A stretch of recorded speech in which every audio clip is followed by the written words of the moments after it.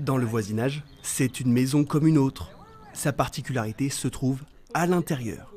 Une colocation uniquement de seniors. Monique et Pierre sont arrivés ici en juillet. 8 mois après, ils sont entièrement satisfaits de leur nouveau chez eux.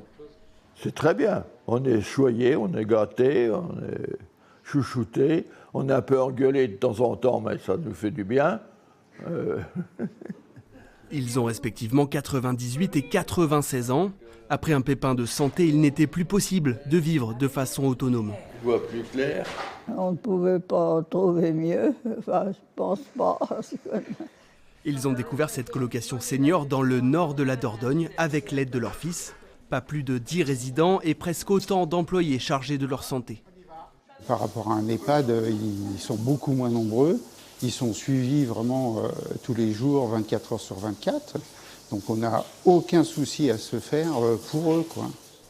Contrairement à un EHPAD, les résidents sont davantage impliqués dans le quotidien. Gérard est atteint de Parkinson. Ça ne l'empêche pas d'être au fourneau ou dans le jardin.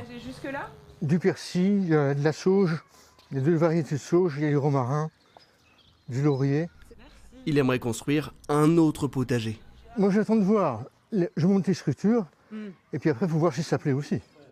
Pour une chambre, comptez entre 2000 et 2500 euros par mois, un prix similaire à la moyenne des EHPAD en France. Jusqu'à il y a quelques années, il n'y avait qu'une seule possibilité, c'était forcément d'aller en EHPAD.